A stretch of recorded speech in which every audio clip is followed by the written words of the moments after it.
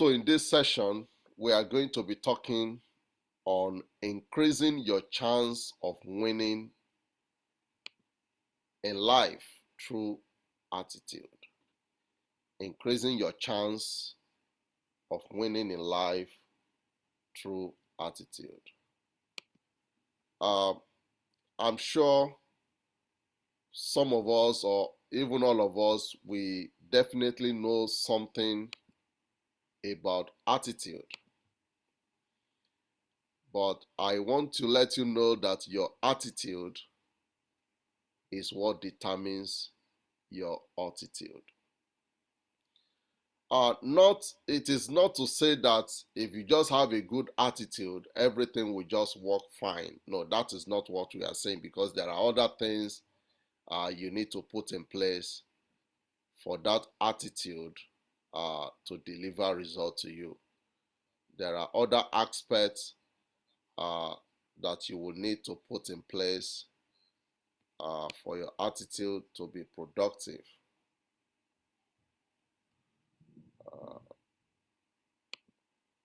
There are other aspects, there are other things you will need to put in place for your attitude to add something meaningful to you. There is a place of aptitude, for example, which we are going to look into in the course of this lesson. There is also the place of gratitude, always, uh, showing your expression of gratitude to God or to people who have made your journey to be smooth in life, showing gratitude to them. There is also a place those ones also play in ensuring that you have a good attitude in life. So we are going to begin by talking about or defining what attitude is. What is attitude? Simply put, attitude is your behavior towards life's events. Is your disposition, how you react to things, how you perceive things, your body language towards things that is happening around you. It is expressed by our body language and by the looks on our faces. By mere looking at somebody's face, you can almost interpret what that person is trying to express without without verbalizing the expression within the person. And I'm going to give us certain practical examples on how to measure our attitude. I have in my hand there a bottle of water. I hope we can see it, but it's not full, it's half of the bottle. So the water is just midway of the bottle. So the question I want to ask you is your glass cup of water half empty or half full? Or if you want to use this bottle of water in my hand, do you want to say that this is half empty or half full? If you like, you can put your answer on the chat box so that we can begin to see how you see things, because that is the essence of attitude. We are talking about how you see things around you. Is your glass cup of water half full or half empty? I can see an answer from my friend there saying half full. I can almost say that I understand why my friend is saying that. Uh, I want to hear from other people too. What is your opinion? Do you want to say half empty? If you say half empty, I don't think you are entirely wrong. It's just a question of perspective. Are you saying half empty or half full? Well, some people will say half empty, and they will not be wrong. But it's just showing how they see the world. some people will say are full, and they are not entirely wrong too, because it's just showing how they see the world. But there is another aspect to it. Somebody will say, I don't even care if it is half empty or half full. All I care about is that there is some space there that can be filled up. And that is the essence of the module we are taking this month. And that is our personal growth module. What we are here for is to increase our capacity, to develop our capacity, to ensure that we improve on our capacity. That is why we are here. Whether you see your cup as half empty or you see it as half full, it all depends on how you see the world. But rather than seeing your cup as half empty, because when you see your cup as half empty, it shows that to some extent you have some pessimism way of looking at things, and you don't have to be pessimistic when you want to view life. You have to be always optimistic, and when you are optimistic, you see it as half full. You always believe the thing is not actually at that level. You always believe there is more to it than what other people can see. Another practical example on how to measure your attitude or our attitude is the story of two shoe salesmen who are sent on an island to sell shoes. The first salesman, upon arrival, was shocked to see that no one wore shoe in the island. So he decided to send a telegram to the head office saying, I will return home tomorrow. No one wears shoes in this island. The second salesman was thrilled to see a lot of people not wearing shoes. Immediately, he wired the home office saying, please send me 10,000 shoes. Everyone here needs them. Think about those two salesmen for a moment. Both of them saw the same problem, but one was able to see that there is a way out of the problem, but the other could not see a way out of the same problem. Same problem, same situation, same place, same scenario, but different observation. One was able to see possibility, the other one was able to see impossibility. And that is why your attitude matters in everything that you do. Whether things will work for you or things will not work for you is only a matter of the attitude that you are putting into it.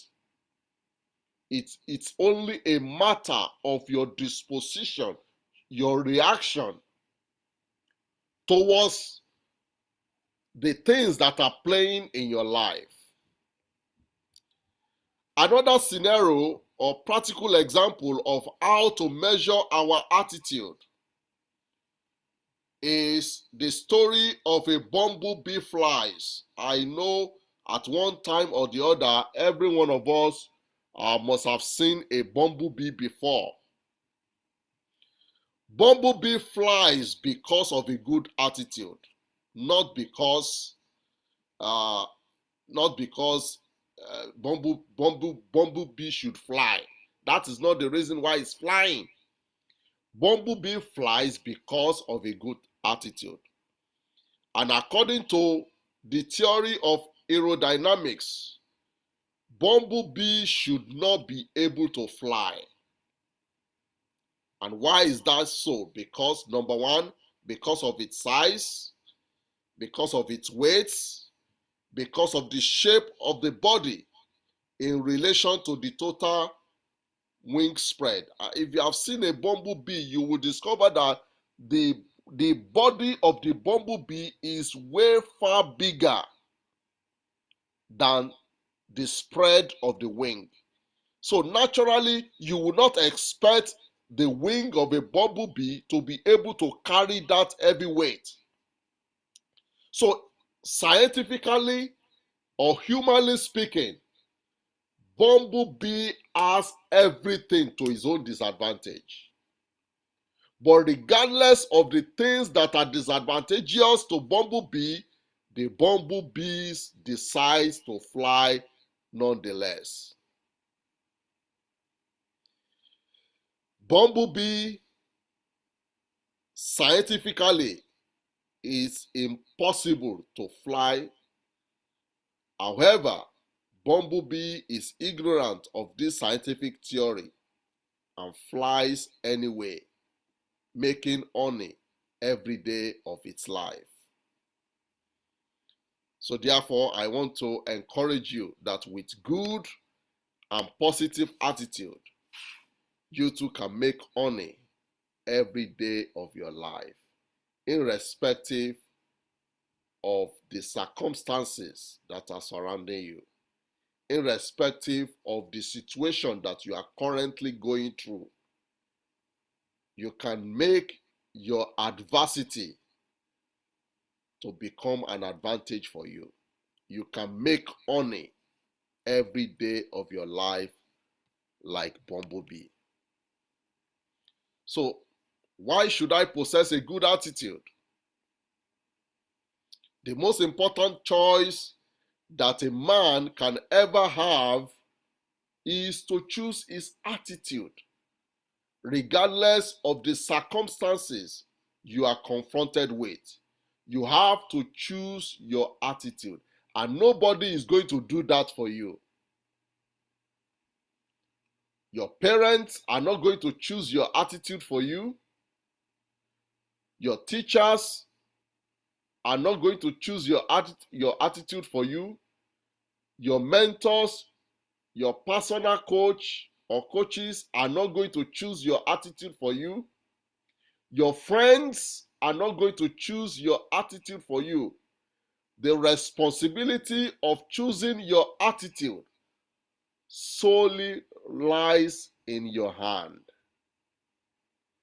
You have a responsibility to choose your attitude every day of your life. The reason why you need to choose your attitude is this: our surrounding is what controls how we perceive, how we see our surrounding is what controls how high we fly in life.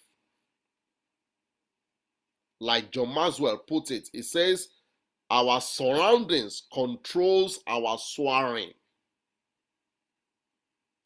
If you don't have a positive attitude towards what is happening around you, it will impact your progress and your growth.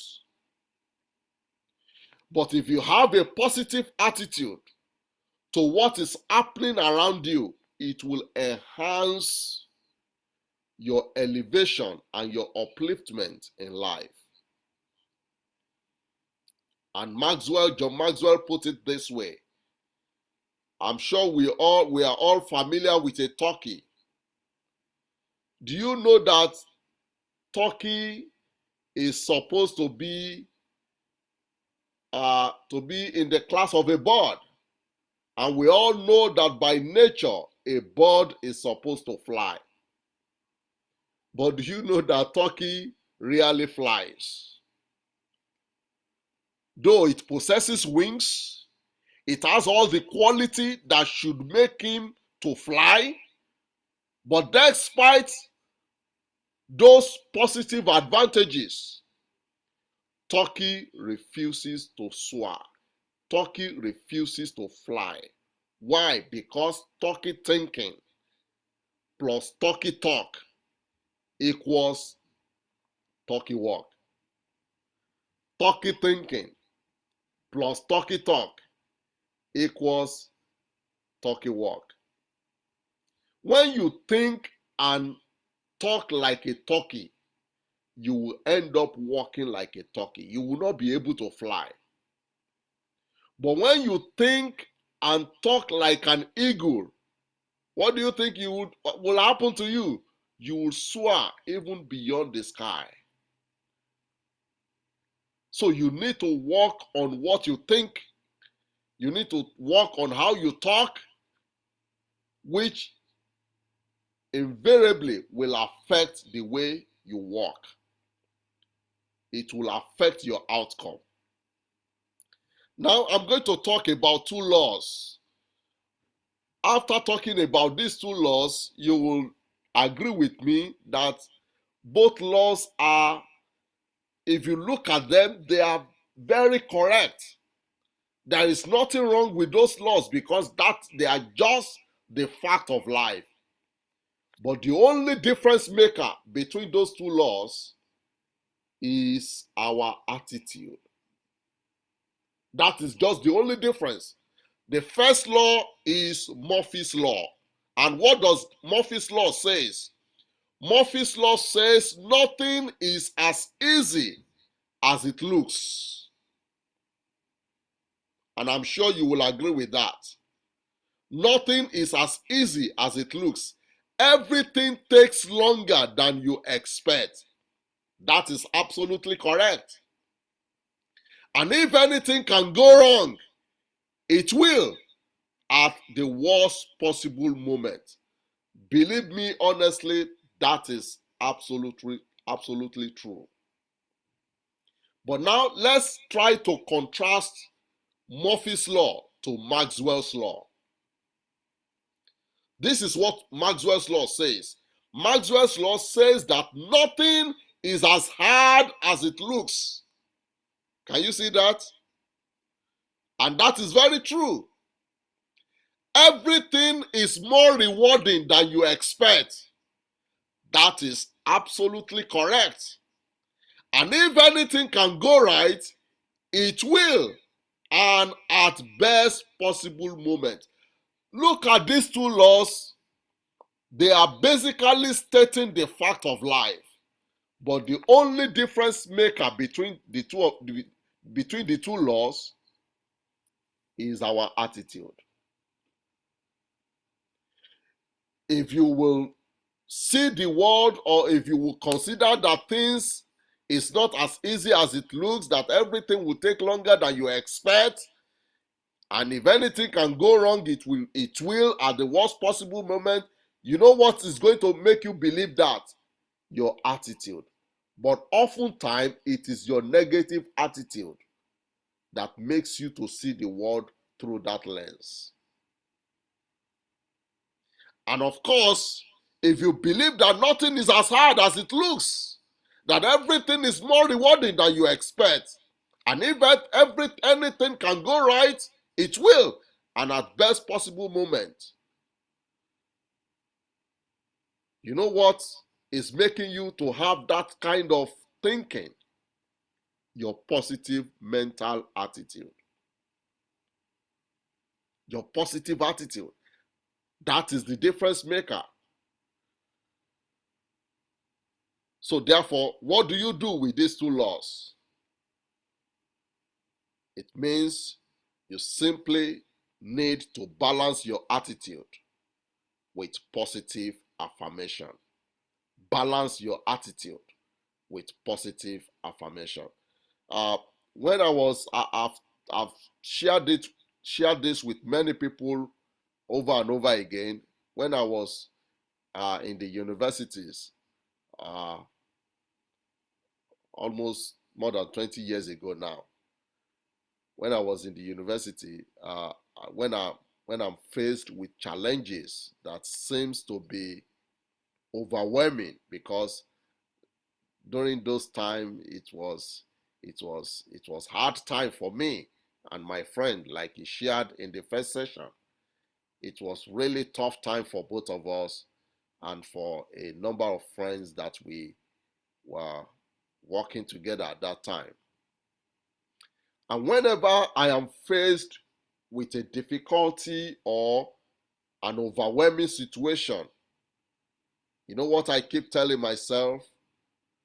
I can do all things through Christ who strengthens me. And I will repeat this over and over and over and over again until literally I will see energy surging forth within me. And those things which seems impossible, I begin to see myself taking on them headlong. So now we want to talk about attitude versus aptitude. How do we conceive attitude and aptitude? Can we get one without the other, or do we have to make the two work in alliance with one another for them to produce the greatest result for us? Now look at what Albert Einstein says. He said, intellectual growth should commence at birth and cease only at death. But unfortunately, there are some people who believe that once they graduate from university for their first degree, that they have read all that needs to be studied in life, that they are done with books. That is a very terrible attitude. And this is what Albert Einstein says. Intellectual growth should commence at birth and should never cease until you die. Personally, for me, I've been on an intentional growth plan since December 1996. You see, it is very easy for me to know the very beginning of my decision to embark on intentional growth plan. Because prior to that time, I was just doing things without even really giving much thought to them. But however, from December 1996, I became very intentional with my life.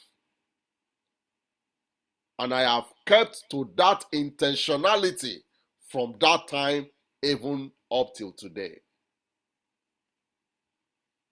So what are we saying? What we are saying is that we must continuously possess a lifelong learner's attitude towards capacity development.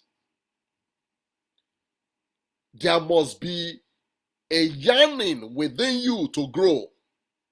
There must be a desire. There must be a thirst.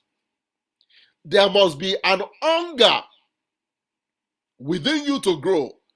Listen to me, until you come to that point, growth is not going to happen to you. When I was in the university, I was averaging 2-3 books every week. Reading 2-3 books. Sometimes I can read up to 4 books. Because I don't have children, I don't have a wife, I don't have any concern other than my studies. If you don't see me in church, the only 2 places you can find me is either you find me in church or in the library. I don't go anywhere else throughout my stay on campus. If you are looking for me, go to the church or go to the library. Those are the 2 places you will find me. When I am on campus, it is either I am in class receiving lecture or I am in the library doing some study. That was how I lived my life. So you have to embrace a lifelong learner's attitude towards your capacity development. You see, there is always enough space in this bottle of water, whether it is half empty or half full. The reality that we have is that there is still some space that needs to be filled up. And that is what we are talking about. You have to increase your capacity. Without increase in your capacity, you can never deliver a good result.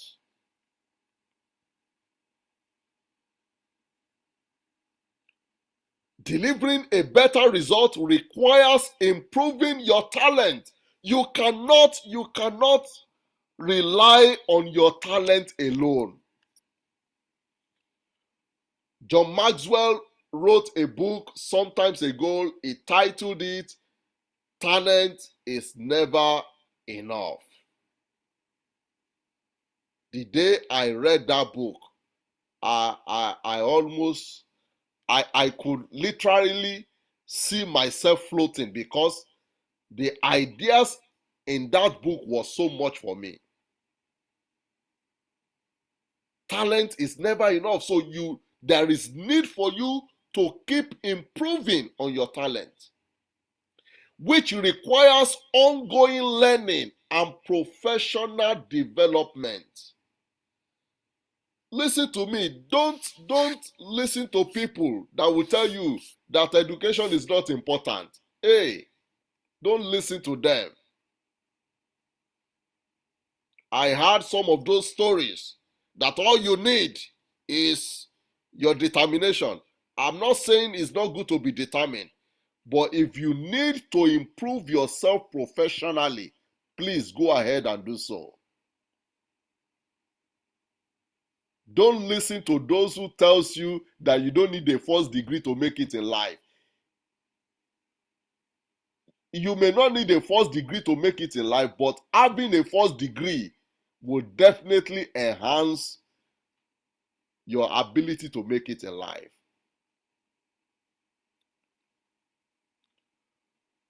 Ralph Waldo Emerson says, if a man can write a better book, or preach a better sermon, or make a better mousetrap than his neighbor, even if he builds his house in the woods, the world will make a beating path to his door. What are we talking about? What we are talking about, or what Ralph Waldo Emerson is talking about, is that when you develop yourself to the point that you become so good, people will no longer be able to ignore you.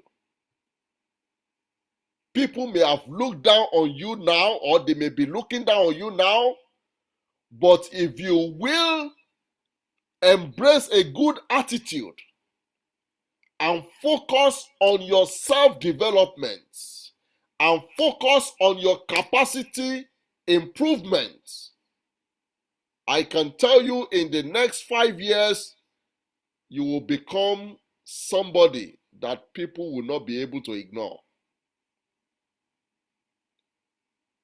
You need to improve yourself. That is what we are saying. And it is your attitude that helps you to get that done. Alvin Toffler says the illiterate of the 21st century will not be those who cannot read and write. You know, we have narrowed down illiteracy to the ability to be able to read and write. Ability to be able to read and write. But Alvin Toffler says that is not the way to judge illiteracy. Look at what Alvin Toffler calls illiteracy. He said illiteracy or illiterate are those who cannot learn, unlearn, and relearn. You see, every day of my life, I am trying to learn something new.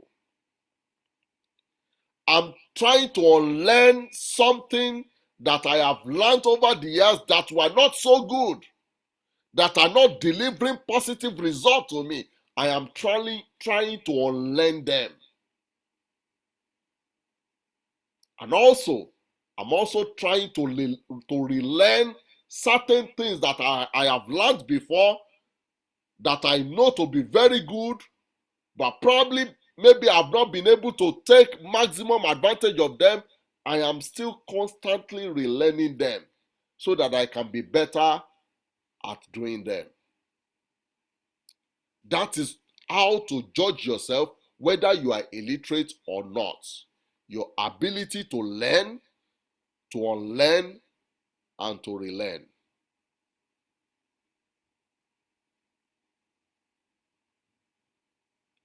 John Wayne says life is tough, but it's tougher if you are stupid.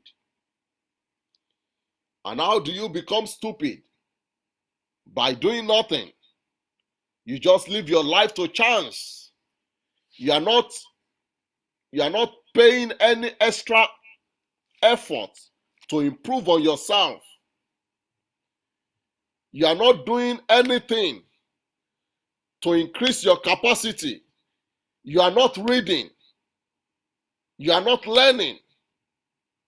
You are not going to conferences. You are not attending seminars. You are not taking courses that can improve your lot. John Wayne says life will be tougher for such people.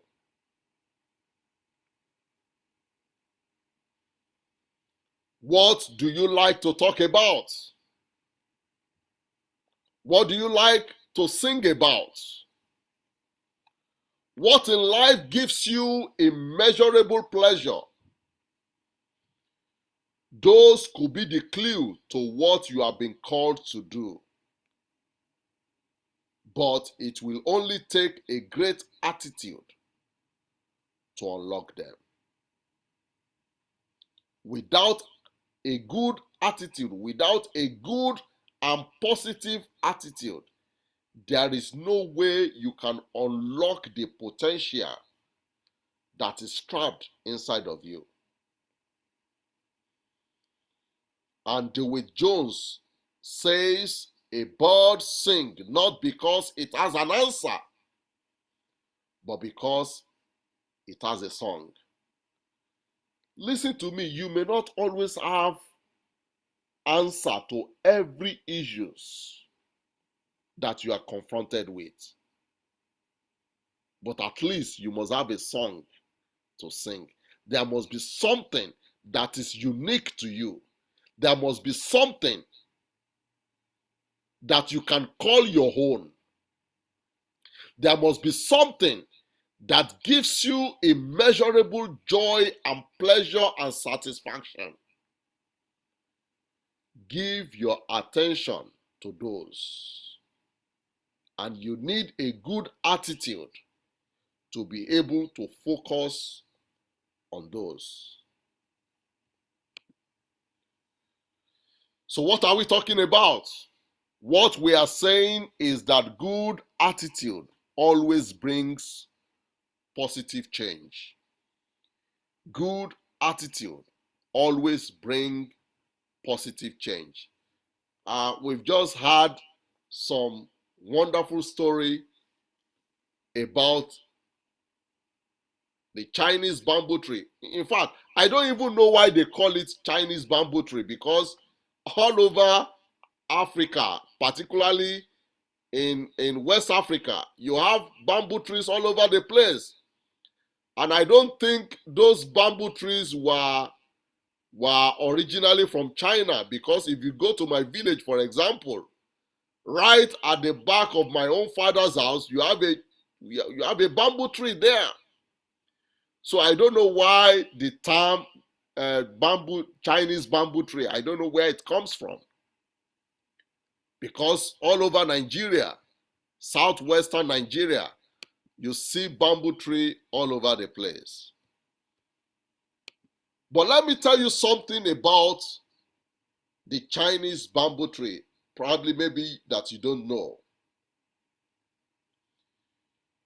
Bamboo tree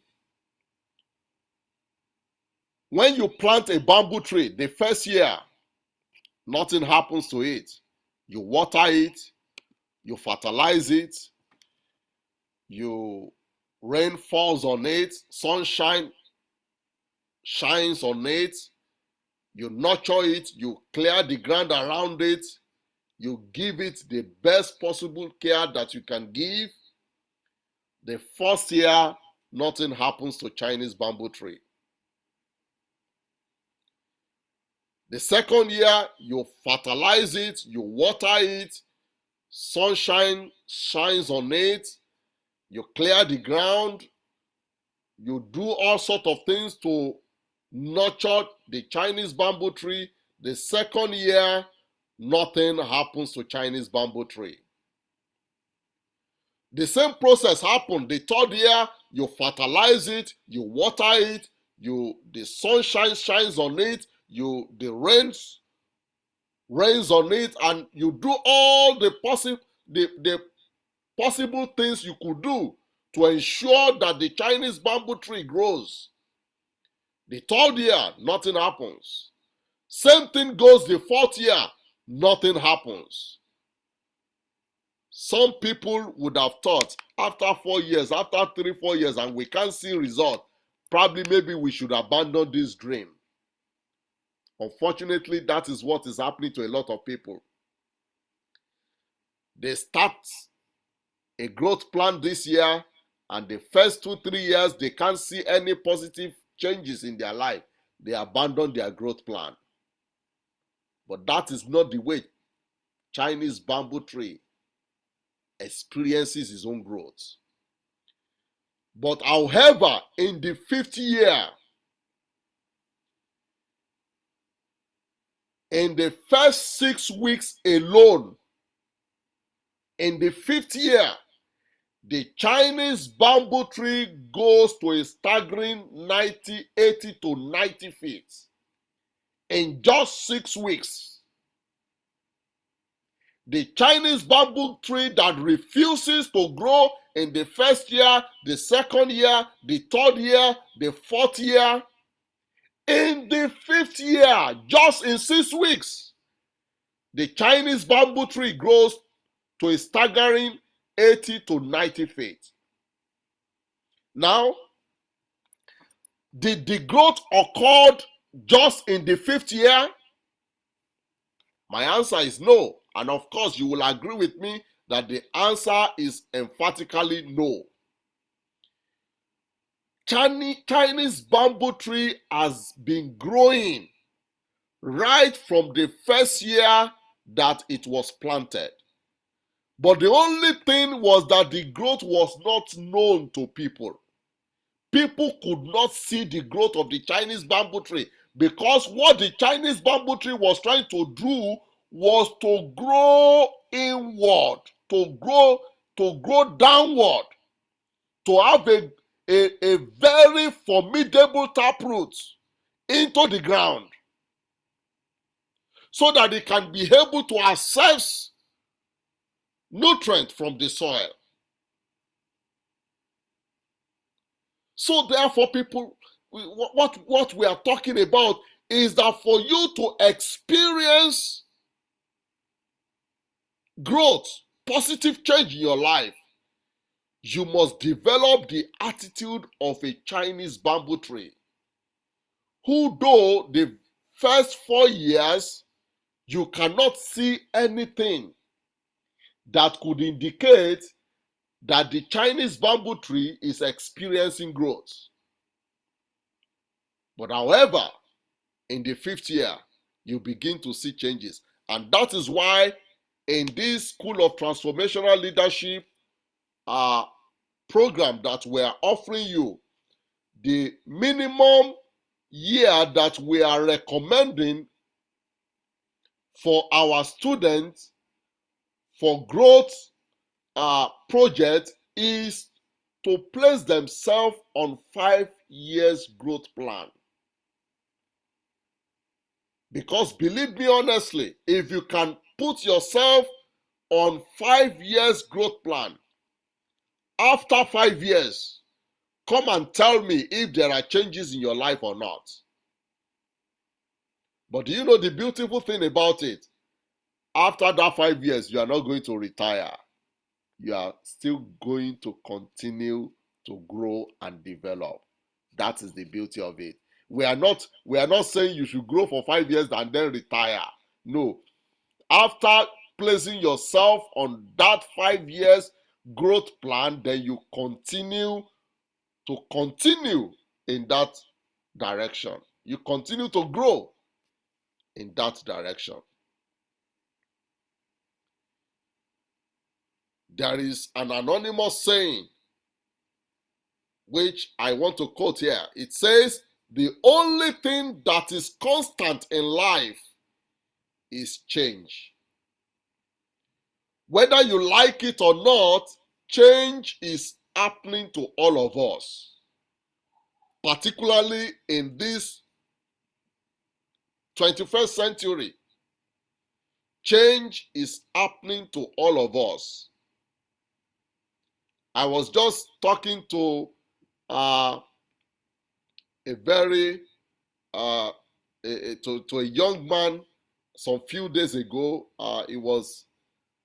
He's still a mentee of mine who has been doing very well in his career, and we were just talking, and he was saying, and I was telling him that in the next couple of years, that you may not be able to function in the hospital as a doctor. And he was saying, why? I said, because software and robots are going to take your place. So as a medical doctor or as a medical practitioner, you have to begin to think of how you can engage your life in a meaningful way.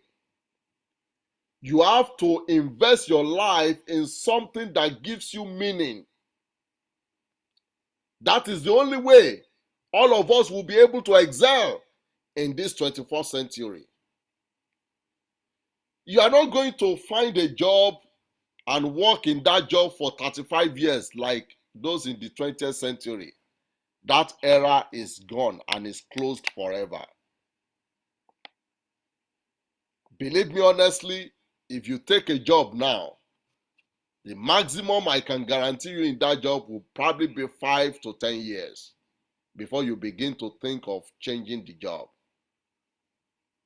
Because whether you like it or not, if the change doesn't happen to you, it is most likely that there are going to be some changes in the industry of that job which you are doing that would necessitate that things will be transformed in that workplace environment. So the only thing that is constant in life is change, and that is why we need to constantly improve ourselves. We need to constantly increase our own capacity so that we can always be ready and be relevant for whatever life may throw at us. And if only thing that is constant in life is change, then we must realize that we all need to maintain a healthy attitude towards life. Linda Beckwith and Alan Carr says paradigm shifting happens when people have new information that makes them see the world differently, or when they begin to ask fresh questions that are based on the needs and opportunity presented by new realities. The point Linda Beckwith and Alan Carr are trying to make is that when we begin to receive new information, definitely it will begin to affect the way we see the world. And when the way we see the world are beginning to be affected, it will make us to begin to ask fresh questions. And when we begin to ask ourselves fresh questions, then we will be presented with new opportunities. And that is what we call paradigm shift. And if you are not somebody who is already given to learning, to a lifelong learning, there is no way you can experience this paradigm shifting that we are talking about. I put on the chat box during the first session that I started documenting about my goals and aspiration from December 1996, and I think I documented between that time till around May 2022. I was just trying to put everything that comes to my mind, everything that I think I want to do with my life, I was putting them down at that time. Let me tell you, to be very sincere with you, a lot of those things are changed, which is very okay. You see, your plans are always going to change. Don't be afraid when your plans changes. But the most important thing is that some of those plans that you are probably putting down today, when you revisit them in the next 5 or 10 years, you will still discover that they are still fundamental, they are still foundational to whatever you are going to build on them at that time. Many of the plans and goals and aspirations that I documented over 20 years ago, believe me honestly, although many of those plans, I am not pursuing them, but they are still very foundational to what I am doing today. For example, this school of transformational leadership that I am doing today were part of those plans, but I didn't call it school of transformational leadership at that time. But it was part of the plan. So you can still see that our opportunities as time goes on are going to change. New opportunities are going to be presented to us. But they will only happen, those opportunities will only be presented to us if we maintain a healthy attitude and we adopt a mindset of always learning, always in school. Somebody said the reason why fish are very smart is because they are always in school. Isn't that true? That fishes are one of the smartest creatures in the world because they are always in school. So if you want to be smart as a fish, then you have to be in a school. What fresh and new perspective are you bringing into your calling and life assignment? If what you are doing today is the same thing you were still doing, if what you did 5 years ago, let me just put it that close, if what you were doing 5 years ago is still what you are doing 5 years today, 5 years after today, then there is something wrong somewhere. The fundamental things may still be there, but there is supposed to have been some changes in whatever you are doing today, even though there are plans you laid down 5 years ago. Certainly, this school of transformational leadership that we are doing today were not exactly the way it was planned 5, 10, or 15 years ago. But the main idea is still there. But the plans have evolved over the years, and the plans will continue to evolve as we go along. Somebody said, we do not always see the world as it is, but we see the world as we are. You are the interpretation of the world around you.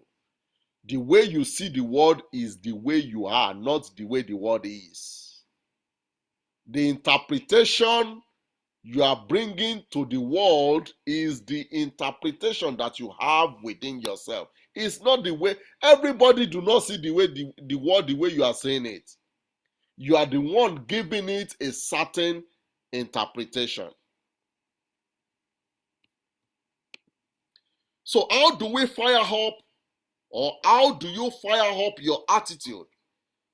If attitude is very, very important, is very, very key to experiencing positive change in our life, how do we fire up your attitude, or how do you do so? How do you fire up your attitude? Number one, by taking a delightsome interest in what you truly love to do. You fire up your attitude by taking delightsome interest in what you truly love to do. Be careful what you set your heart on, for it will surely come true. When you set your heart on something and you continually put your mind on that thing, eventually it will become your reality. So you want to maintain a delightsome interest in what you truly love to do. That is one way to fire up your attitude. Another way to fire up your attitude is to surround yourself with positive people, because attitude is contagious. Attitude is very, very contagious. When you are in the midst of people with good attitude, the tendency for you to have a positive attitude is almost guaranteed. When you are in the company of people with bad attitude, the tendency for you to also grow a negative attitude is almost certain too. So that is why you need to surround yourself with positive people. There was an experiment that was performed by some researchers sometimes ago.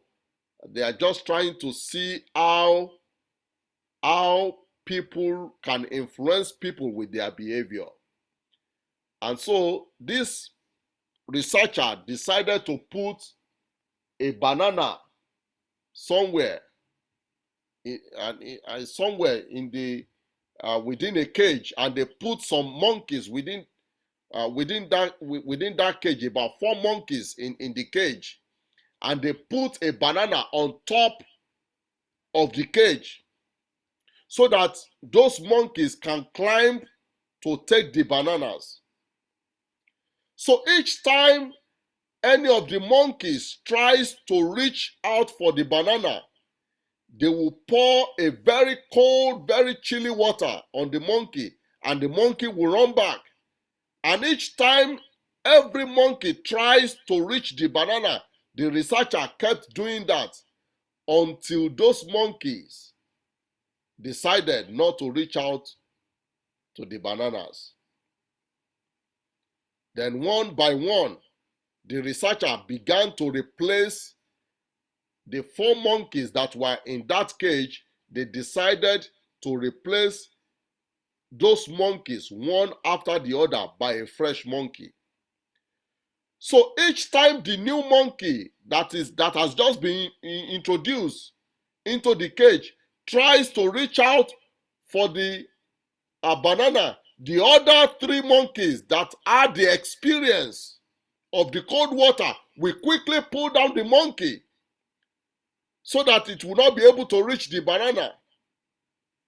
And before you knew it, the monkey was able to adjust itself to that culture as well. Then subsequently, The other three monkeys were removed from the cage until a new set of monkeys were in that cage. And do you know something? None of those monkeys could reach out to the bananas, because in the culture that gave birth to all of them, they have been told never to reach out to that banana, even though there was no barrier that was now in place that could stop them from reaching the banana. That is how attitude works. That is how moving with wrong people influences us negatively. And that is why moving with the right people can also influence us positively. So you have to surround yourself with positive people, because attitude is very, very contagious. There are two keys that determines who we are. Number one, who we conceive ourselves to be and who we associate with. What you say about yourself, how you see yourself, how you perceive yourself is very, very fundamental to how you see the world and how you interact with the world. And the company of people that you keep also has a great impact on how you interact with the world. How do you fire up your attitude? Number three, by failing forward and failing fast. Somebody might be saying, what an oxymoron is that? Failing forward and failing fast. Is it possible to fail forward and to fail fast? It is possible to fail forward. When we are talking about failing forward, we are talking about you experiencing a failure and not just licking your wound because you have failed, but you have decided to analyze the failure and embrace the positive result from the failure, and then you are moving on with your life. That is what we mean by failing forward. And you have to do this as fast as possible, many times over, so that you do it often and you experience it very quickly, so that it can enhance how you develop and how you grow. John Maxwell says, mistake mark the road to success. He who makes no mistakes makes no progress. If you have seen somebody who tells you he has never made a mistake in his life, I tell you, you have seen somebody who has never really made any progress in his life. To make progress in your life, there is bound to be some mistakes that you have made in the time past. Another way to fire up your attitude is by maintaining a healthy attitude. Not just having an attitude, but an attitude that is healthy. And this is what John Wooden has to say, that great basketball coach. This is what he has to say. He said, things turn out best for the people who make the best of the way things turn out. So whenever you have an experience, whenever you have a situation at hand, like I've always said, the way you react to that situation is very, very key to the subsequent result you are going to get. If you react negatively to that situation, then I can guarantee you that the subsequent result you are going to get from that experience are not going to be palatable. But when you experience a difficulty and you have the best of attitude towards that difficulty, I can guarantee you that the consequence of that situation is going to be something that uh, you are going to congratulate yourself over in the future. I can say, my friend, saying that it is mental conditioning.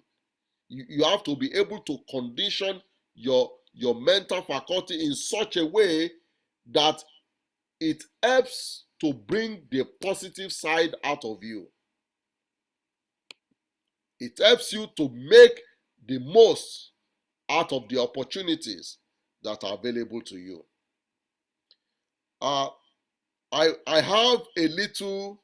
It's looking like a little poem, but I've tried to paraphrase it from John Maxwell's quotes. It says, "If you want to be miserable, look within."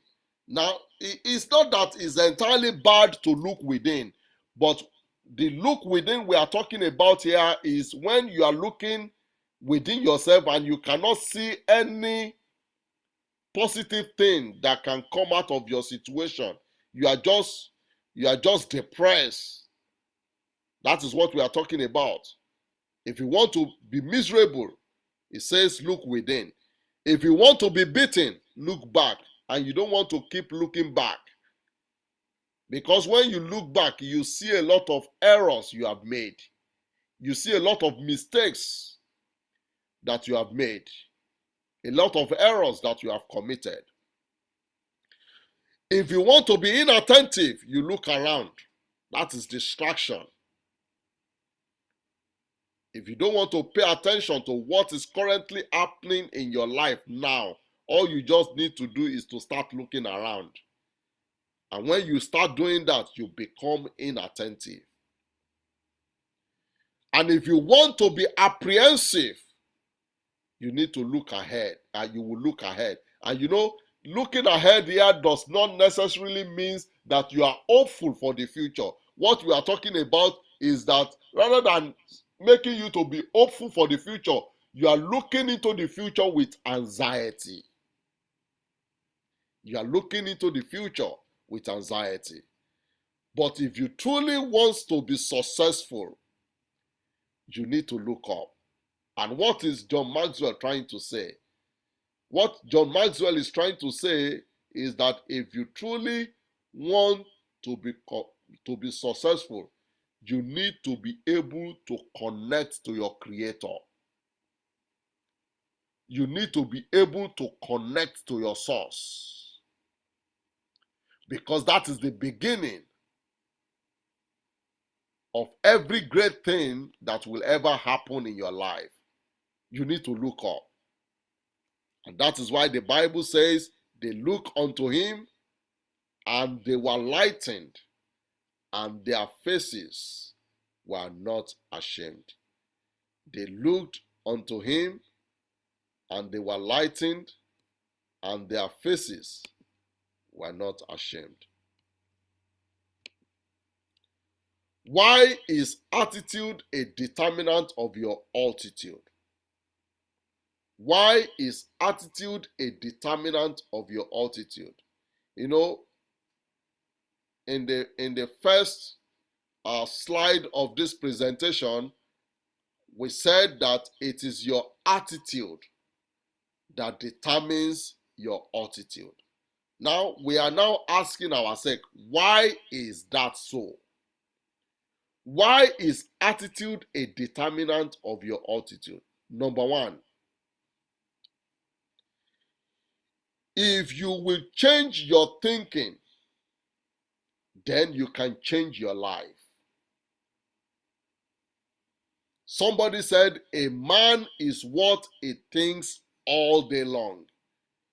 I don't know what you are thinking every day, but for me, one of the things I have been thinking all day, all my life, since 1998, is how Africa can be better, for example. That is something that has preoccupied my own thinking for more than 20 years now.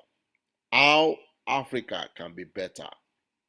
How Africa can be transformed. So if you want to change your life, you need to change what you think.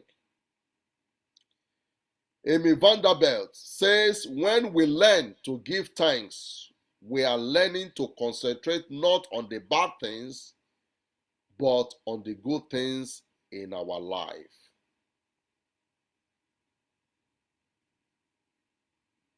The Bible says, as a man thinks in his heart, so is he. In other words, you are a product of your thoughts. What you have today is essentially a product of the conclusion you made about yourself some few years back.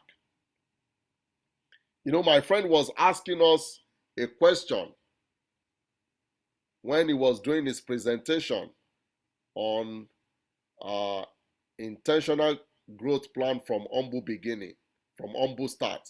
He was asking us, what was our thought like 5 years ago? What did we plan to do 5 years ago? And have we been able to achieve them 5 years after? And I was able to do a little playback of what I thought about myself 5 years ago.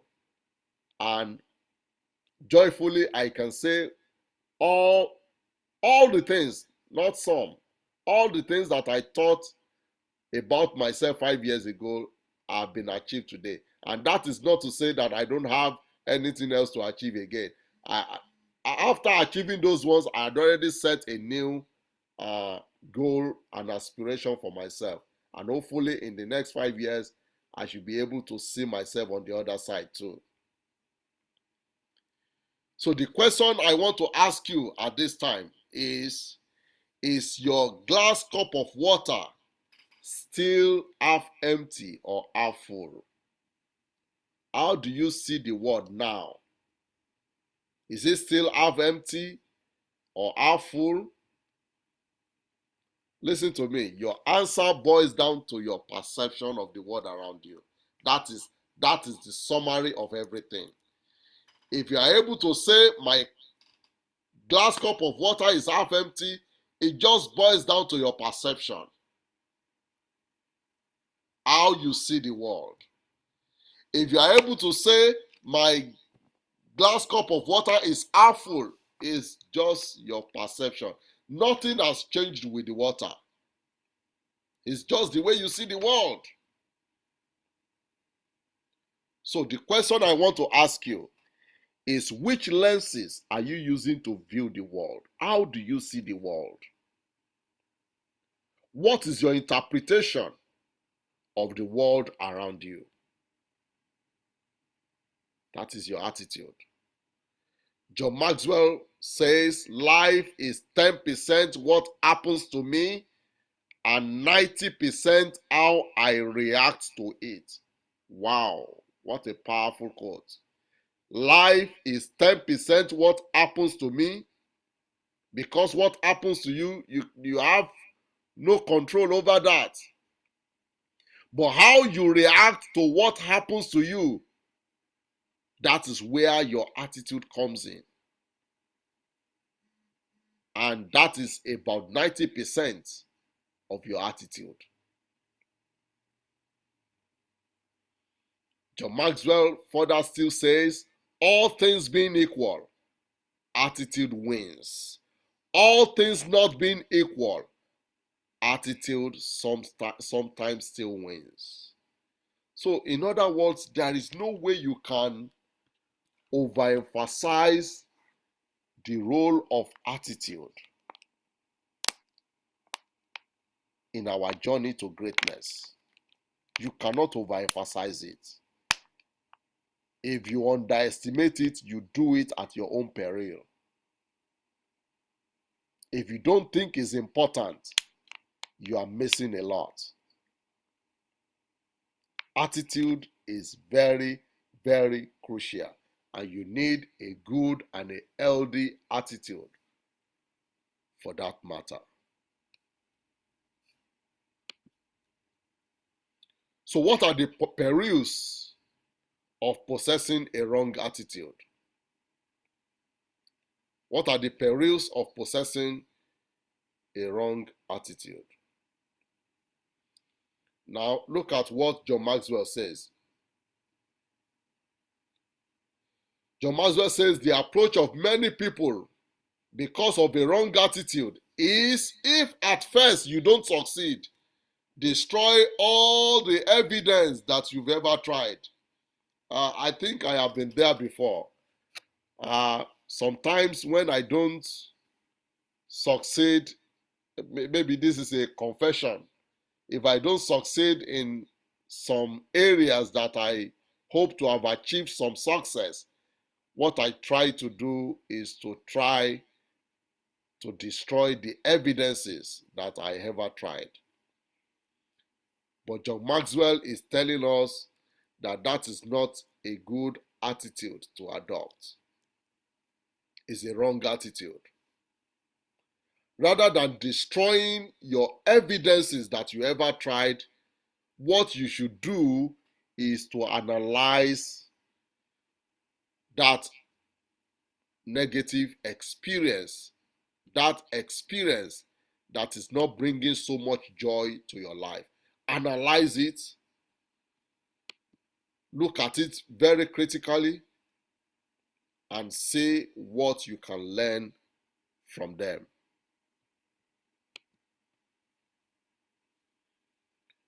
The first major battle within is feeling of inertia. I don't know if you have been there before. I have been there before. You just find out that you have this sense of immobility within you. You don't know what to do. You are just, you are supposed to do something, but you don't know what to do. You don't know how to do it. It could be a negative consequences of a wrong attitude. The first major battle within is the feeling of inertia, when we are confronted sometimes with the need for unavoidable change.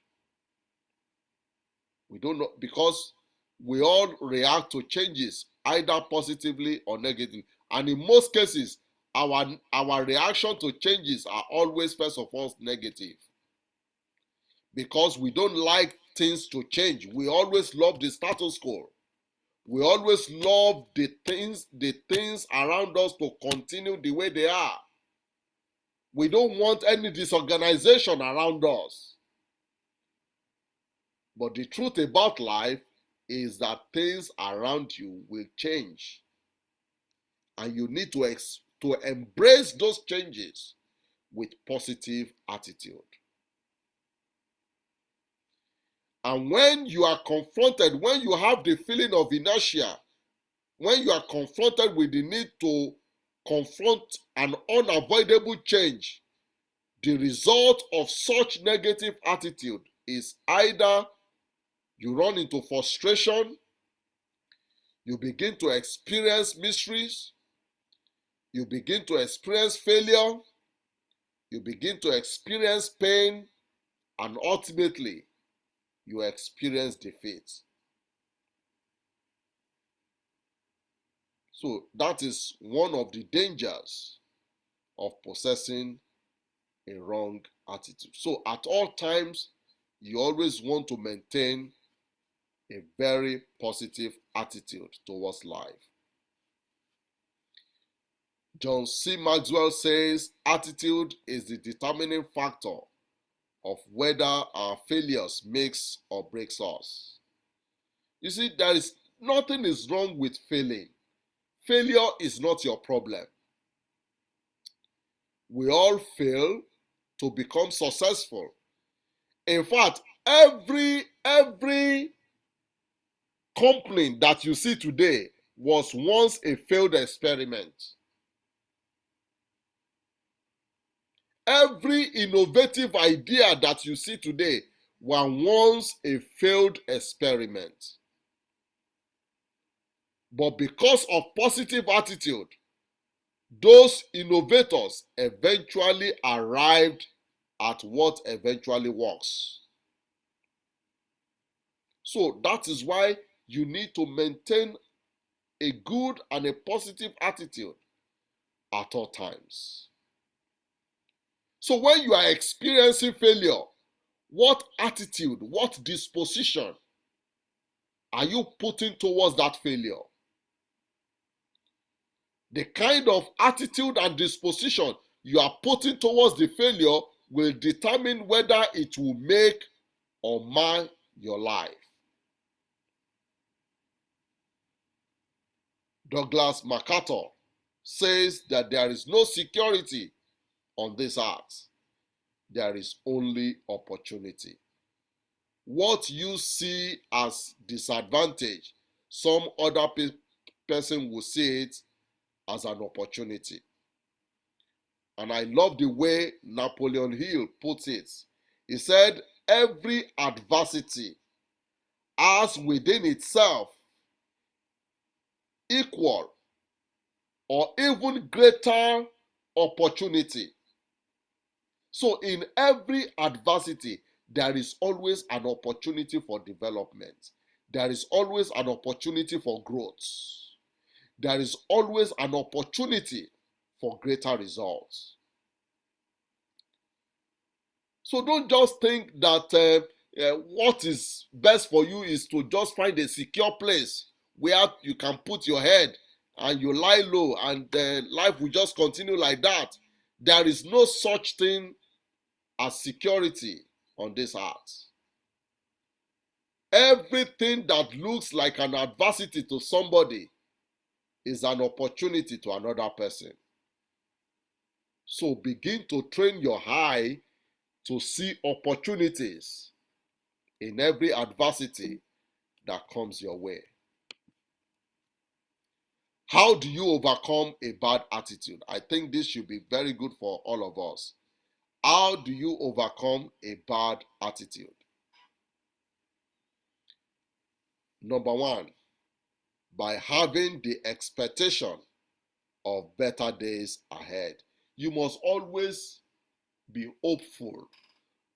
Though John Maxwell will say hope is not a strategy, but that is a good place to start with. Always be hopeful for the future. Always know that there is something positive that can happen for you in the future. There was a question that was asked Frank Lloyd Wright, who was an architect during his days. He was asked, which of your work would you select as your architectural masterpiece?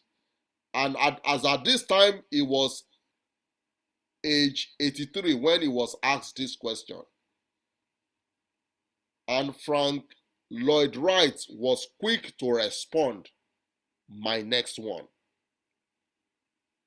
This was an 83-year-old man who is saying that all that he has done previously were not his masterpiece. That his masterpiece is the next one that he's about to create. That is how to overcome a bad attitude. Always looking ahead. Always be hopeful for the future. Always be optimistic for the future. Always think that there are better days ahead of you. Number two, by intentionally choosing the right attitude, regardless of the prevailing unfavorable circumstances. You have a right to choose your attitude. Nobody is going to choose it for you. Viktor Frankl says the last of human freedoms is to choose one's attitude in any given set of circumstances.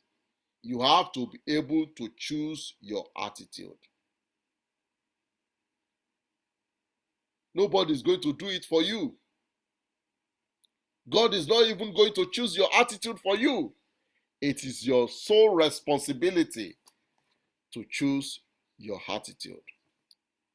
Another way which you can overcome a bad attitude is by approaching life with a sense of purpose and mission. You must approach life with a sense of purpose and mission. You must be a man or a woman that is going somewhere. You must have that sense of mission that I am going somewhere. And when you know that you are going somewhere, then you should know that you must not allow anything to distract you. Another way to overcome a bad attitude is by desiring to see positive change in your life. You must desire to see positive change in your life. Don't just tell yourself whatever will be will be. Listen to me. When you are among those who believes in that philosophy that whatever will be, let me tell you what will be. It is the negative thing that will always be for you. If you are among such people who believe that whatever will be, I can almost guarantee you that it is the negative side that will always be for you. Because you are now giving your life to accidental growth, just like we studied in the other session. You are living your life to chance. And you don't want to do that for yourself. You want to be intentional with your life. Reflecting on how the bumblebees overcome its limitation in the face of scientific facts, you may have to encourage yourself and say to yourself that no human-made limitations will stop me from fulfilling my potential. You must be able to come to that point. Just think over it for a while. Bumblebee, by every scientific standard, by every human imagination, bumblebee is not supposed to fly. But bumblebee is not just flying. He's also busy making honey every day of its life. That is attitude, and that is what we are talking about. You can fly and you can make your life satisfactory. You can make honey every day of your life if you possess the right attitude. Here is my conclusion. And here is the formula for an outstanding success in life. Your attitude plus your aptitude equals your altitude. Your attitude, that is the way you behave, your reaction, your disposition to things, and your aptitude, that is your giftedness, your endowment, your talents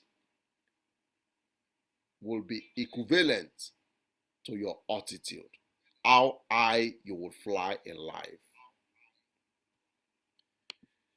So we have come to the end of this session, which is increasing your chance of winning in life through attitude. Perhaps you have any question, you are free to ask me now at this time. Thank you. Any question or observation, or if you want to put it in the chat box, that will also be welcome. Thank you. Brilliant session, my friend. Thank you. It's absolutely brilliant. Thoroughly inspiring. And yeah, and I can say that you've only spoken out of your life. And there's nothing better than speaking out of your life. Exactly. Anybody can read books, quote, and repeat what other people have said. But if those things are not true to you, then you're just a recanter. Exactly. But when you speak out of your life, there is authenticity in it. Yeah. And that's what people relate to. That's what bath or kindles a spark in people. That's what lights they can do in other people's heart. And I can say that all you said is what you live, because we've come a long way.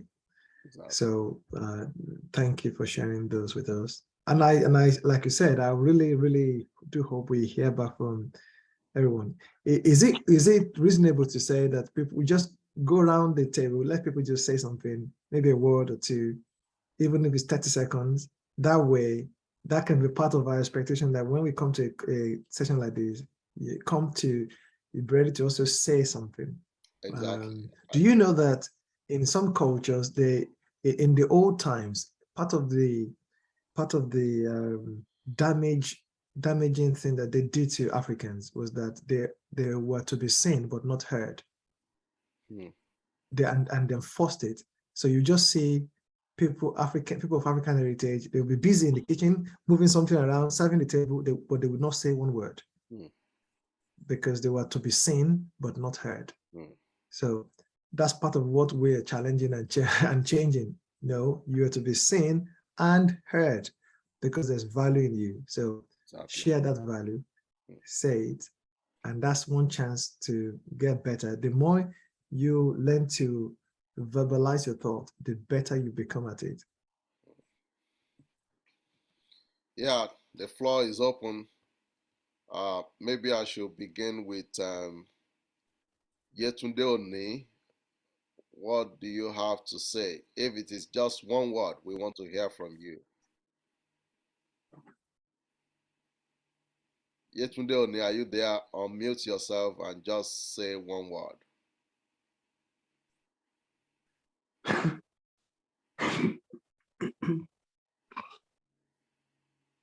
Okay, it seems not to be connecting to Yetunde Oni there. Okay, let me move to Oladoyinbo Opeyemi. Opeyemi, you want to say one word, observation, or you want to contribute in one way or the other?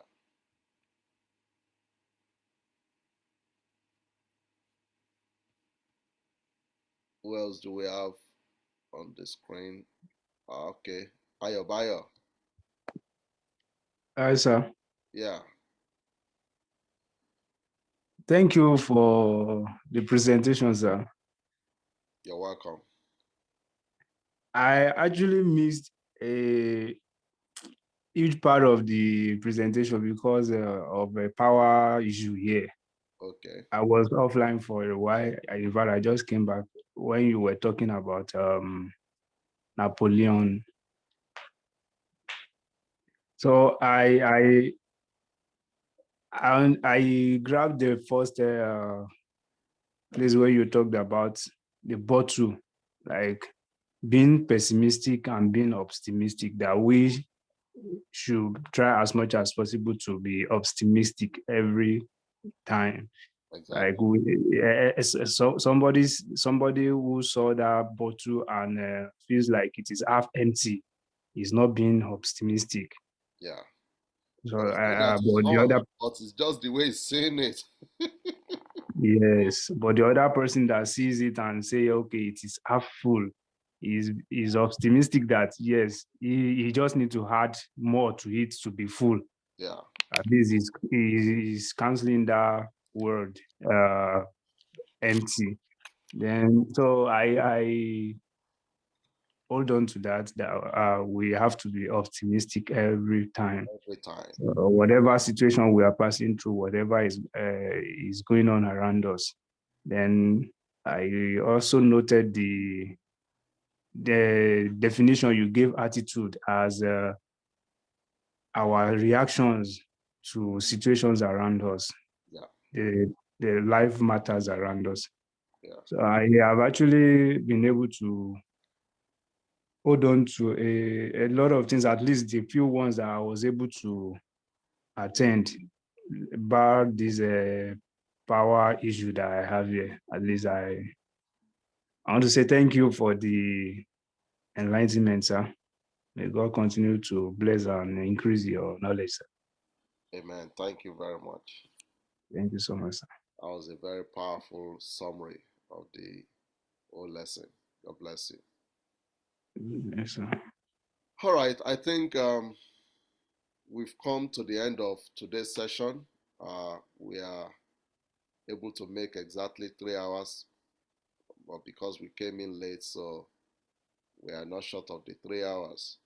So next week is going to be another time, and we will be talking about everyday personal rule for growth and development, and something on personal growth. So we are going to have another 2 powerful sessions next week. My friend Kunle Banwo will be taking one session, and I'll be taking the other session. And it's also going to be as powerful as today's session.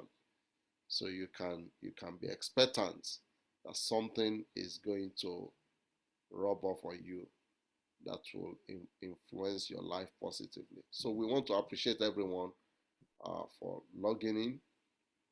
We pray that the Lord. I just want to say that don't forget the assignment I gave you, that before the end of today, write down your goals. Yeah.